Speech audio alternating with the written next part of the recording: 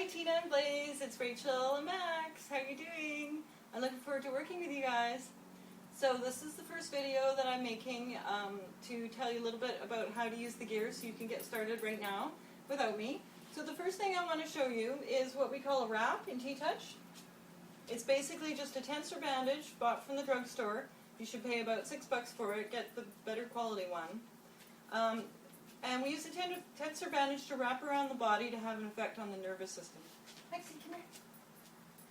So we find the halfway point of the wrap. Come on, Maxie. Good boy. We put it on the front of the chest, bring it up, cross it over at the shoulder blades, and we can attach down at the bottom of the belly. Now this is what we call a quarter wrap. For Blaze and for Max, because they're bigger, you're going to need two, especially for Blaze because he's hairier.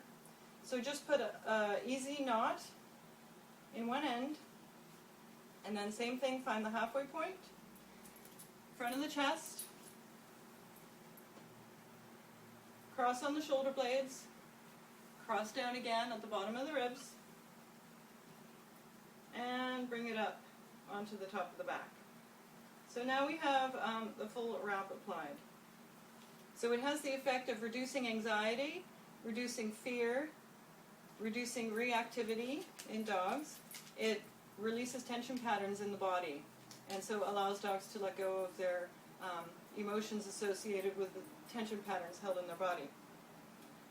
So I've sent you a piece of sewing elastic in your kit, and we call this a calming band. You can use just plain sewing elastic, or else there's also a piece of gear that works well, but I think what we need to do is start from scratch. Seeing as you said Blaze is a little bit not interested in his gentle leader, he's trying to take it off.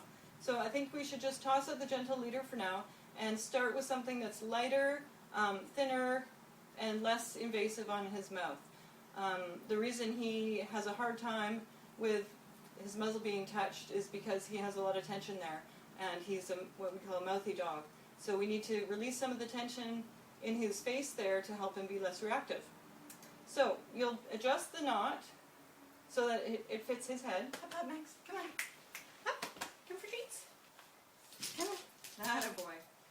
So we start by just putting it over the head and making it so the knot is at the back, and pull it up against the ears so it's right at the front.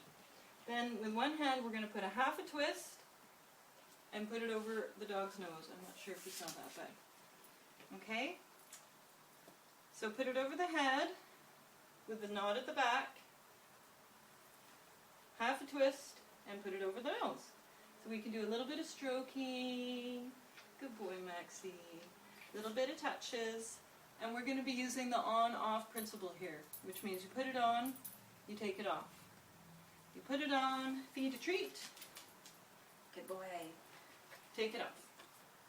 So on-off, I would say 20 or 30 times a day for now. Let him know that it's okay for it to come off. If he paws it off himself, then that's great. He's not a bad dog for taking it off.